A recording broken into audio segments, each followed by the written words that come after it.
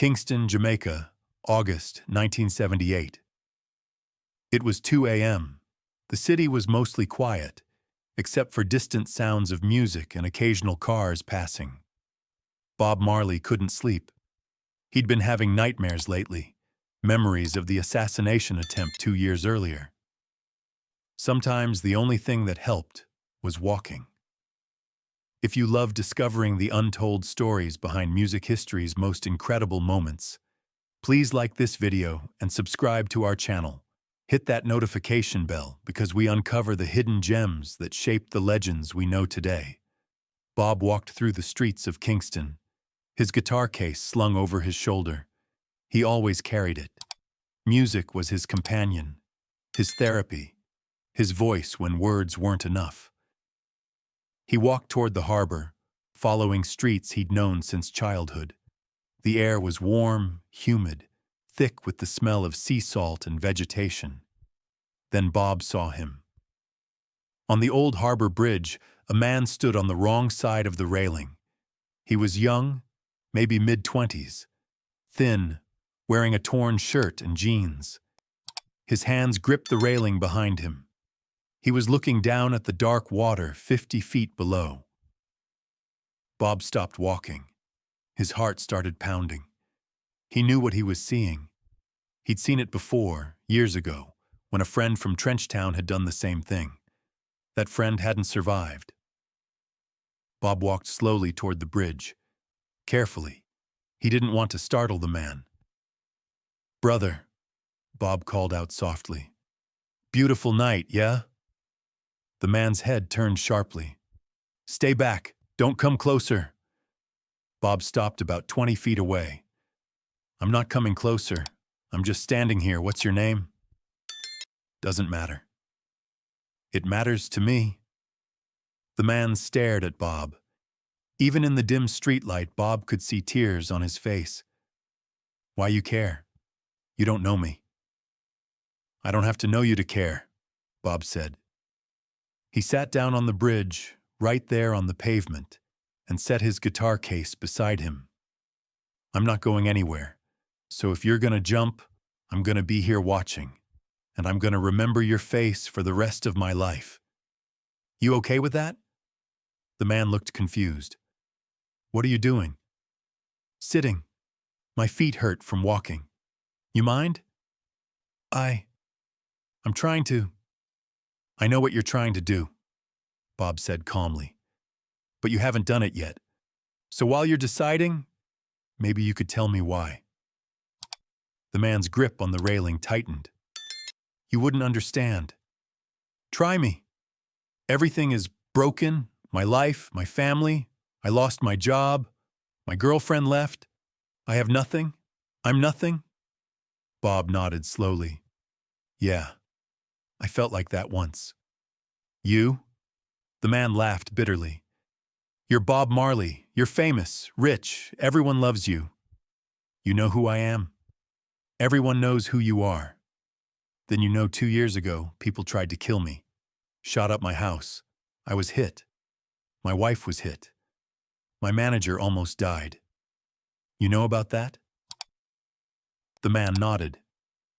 "After that," Bob continued, "I couldn't sleep, couldn't eat. I was afraid all the time. I thought, what's the point? People want me dead. My own people. The music I make, the message I share, maybe it doesn't matter. Maybe I should just stop." "What changed?" the man asked quietly. "I was standing exactly where you are now. Different bridge, but same choice. And an old woman walked by. She didn't know who I was. She just saw a man in pain. And you know what she said?" "What?" "She said, 'Whatever you're running from will follow you even into death. But whatever you're running toward, that only exists if you stay alive to find it.'" The man was silent. His hands were still on the railing, but his body had shifted slightly, turned more toward Bob than toward the water. "So I'm asking you, brother, what are you running toward? What would you want your life to be if you could imagine it different?" The man's voice broke. I don't know. I don't know anymore. Then let's figure it out together. But not like this, not standing on the wrong side of a railing. Come sit with me. Just for a minute. If you still want to jump after, I can't stop you. But give me 1 minute first. The man looked at Bob, then at the water, then back at Bob. Slowly, carefully, he climbed back over the railing and collapsed onto the bridge. He sat there, his back against the railing, sobbing. Bob moved closer, still giving him space, but close enough to talk. What's your name? Marcus. Marcus Brown. Marcus, I'm Bob. But you know that already. Marcus laughed through his tears. This is insane. I'm sitting on a bridge with Bob Marley. Life is insane sometimes, Bob said. He opened his guitar case. You like music? Of course. Good, because talking's hard. But listening, that's easier. Bob took out his guitar and began to play softly. Just chords at first, no words, gentle, rhythmic, soothing. Marcus watched, his breathing slowly evening out. Then Bob began to sing. Not loudly, almost like he was singing to himself. The opening lines of Redemption Song. Marcus closed his eyes and listened. A car drove past on the bridge, slowed down, kept going. Another car passed. This one stopped. A middle-aged woman got out. She saw Bob with a guitar, saw Marcus sitting against the railing looking distraught. She understood immediately what had almost happened. She walked over quietly and sat down on the bridge near them. She didn't say anything, just listened. Bob kept playing, another verse, his voice carrying across the quiet harbor. 2 more people approached. Young men, maybe in their 20s, they recognized Bob. One pulled out his phone, no, not to record, but to shine light so Bob could see better. What's happening? One whispered. The woman who'd arrived first put her finger to her lips. Shh, just listen. More people came. Word was spreading somehow, that mysterious way news travels in cities at night. Bob Marley on the harbor bridge playing guitar at 2 a.m. Within 15 minutes, about 30 people had gathered. They formed a loose semicircle around Bob and Marcus. Nobody took photos. Nobody spoke. They just sat or stood, listening, being present. Bob looked at Marcus. The young man's eyes were open now, looking at all the people who'd appeared. Strangers, people who didn't know him, but they were here. Bob finished Redemption Song and spoke to the crowd. This is Marcus. He's having the hardest night of his life, and I need your help. I'm going to play a song, and I want all of you to sing with me. For Marcus, to remind him he's not alone. Can you do that? People nodded. Some were crying already. Bob started playing 3 Little Birds. Simple, hopeful, universal. When he got to the chorus, Bob sang it once, then gestured for everyone to join. And they did. 30 voices, singing together on a bridge at 2 a.m. Don't worry about a thing, 'cause every little thing gonna be all right. Marcus was crying again, but differently now. Not from despair, but from something else. Overwhelm, connection. The realization that he wasn't invisible, that his pain mattered to people who didn't even know his name. The crowd sang louder. Someone started clapping along, others joined. It became something bigger than a song. It became a moment of collective human compassion. Bob kept playing, kept singing, and the crowd kept joining in. Verse after verse, chorus after chorus. By the time the song ended, more than 50 people had gathered. Traffic had stopped. Drivers got out of their cars to see what was happening. Some joined the singing. Bob set down his guitar and looked at Marcus. You see this? All these people. They came here for you. They stayed for you. Your life matters, Marcus. To them. To me. To yourself. Even if you can't feel it right now. Marcus looked at the crowd. Faces of all ages, all types, all united in this strange, beautiful moment. An older man stepped forward. Son, I don't know you, but I lost my brother to suicide 10 years ago. And every day I wish someone had been on a bridge with him, like these people are with you now. Please, please don't jump. A young woman spoke next. I tried to kill myself when I was 17.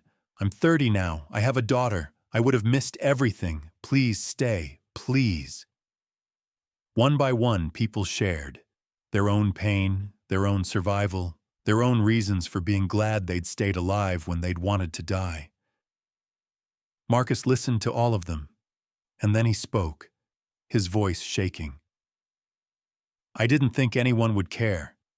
Everyone cares, Bob said gently.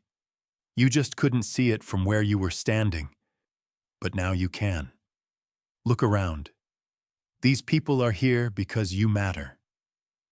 Marcus broke down completely. Bob moved closer and put his arm around him. The crowd moved in, surrounding them both with presence, with support, with silent promises that Marcus wouldn't be alone. A woman identified herself as a nurse. I can take you to the hospital, just to talk to someone, to get help. Will you let me? Marcus nodded. Okay. Okay. The crowd stayed while the nurse helped Marcus to her car. Before he got in, Marcus turned back to Bob. Thank you. You saved my life. We all saved your life, Bob said, gesturing to the crowd. That's what humans do. We save each other. Remember that.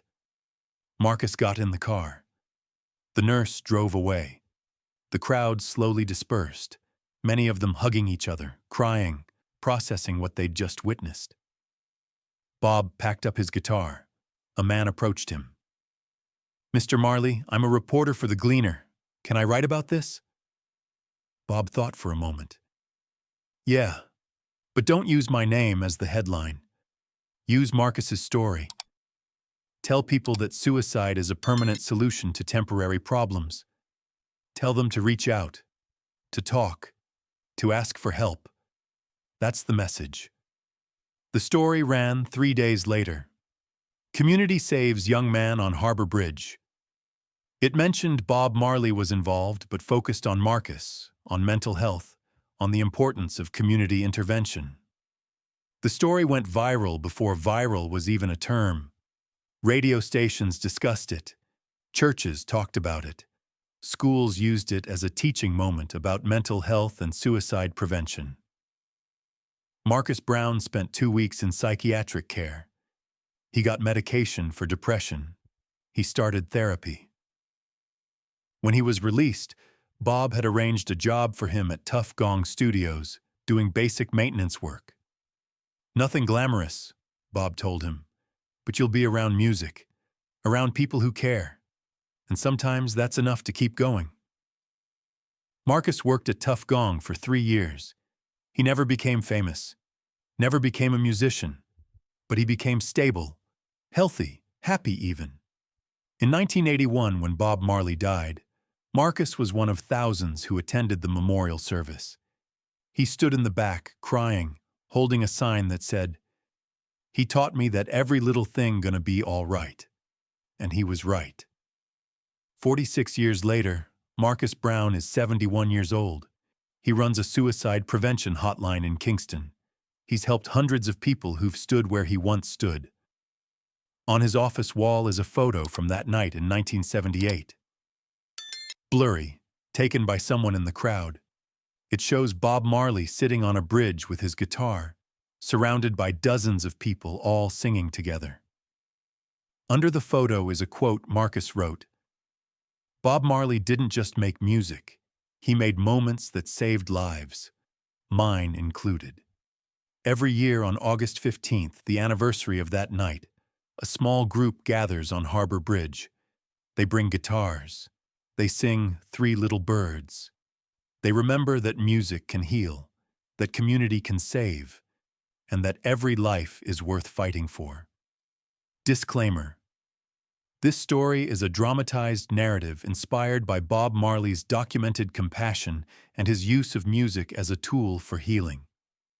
While this specific incident is fictionalized, it reflects Bob's philosophy of using music to help those in crisis and the power of community support in suicide prevention. If you or someone you know is struggling with suicidal thoughts, please reach out for help. National Suicide Prevention, Lifeline 988 US, or visit findahelpline.com for international resources. If this story of hope, community, and the life-saving power of music moved you, make sure to subscribe and hit that like button. Share this video with anyone who might be struggling or anyone who works in mental health. Your story matters. Your life matters. And don't forget to ring that notification bell for more untold stories about the moments when music became the difference between life and death.